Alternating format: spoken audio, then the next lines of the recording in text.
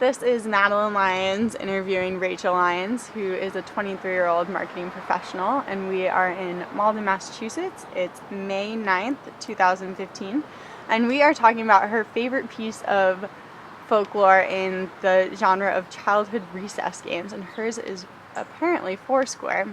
So first, tell us a little bit about yourself. Tell us where you grew up. I grew up in Groton, Massachusetts, with my younger sister and my parents and many dogs. And could you describe your elementary school for me?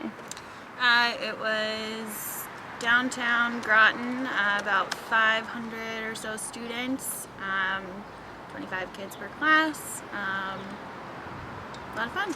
Was it a public or private school? Public. Okay.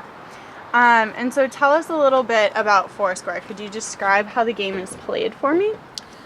Sure, if I remember correctly, it's in an outlined kind of area.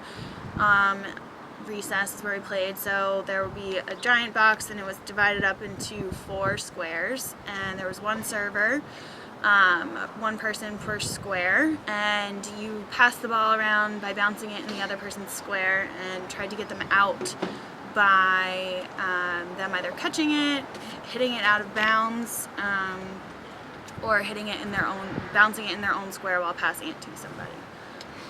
Okay, great. And what age group would you say played this game? Oh gosh, I probably played it until I was way too old. Probably 3rd to 5th grade. Maybe? Okay, so older kids because it was a little more athletic. Probably, yeah. It was a little bit more intense as opposed to playing on the playground. Hand-eye coordination. Yeah, exactly. Super complicated. Okay, so did you just play it at recess, or were there other occasions where you might play? Mostly at recess, but we definitely played it at my house. I think we taped an outline on like the rug in our basement or something like that. Okay, so it didn't have to be outdoors. Correct. Okay. And do you remember at all where you may have learned it or how? Probably at recess. There was always a long line of kids waiting to play, and I was probably one of those kids. I remember being one of those kids, kind of observing until I learned it, and just learning from observation.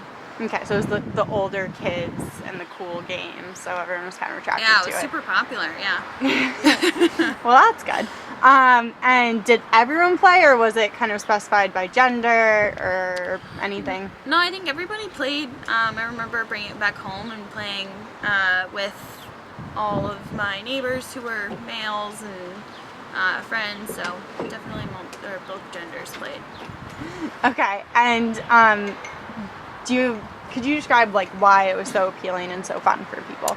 I think it was something different. I have this weird memory where it wasn't there at recess, and then all of a sudden they painted a bunch of like different games on the hard top, so it was like hopscotch and Foursquare, and I think there was something else, I don't even know what it was, but it just became really popular because everyone was like, what is this new thing on the pavement?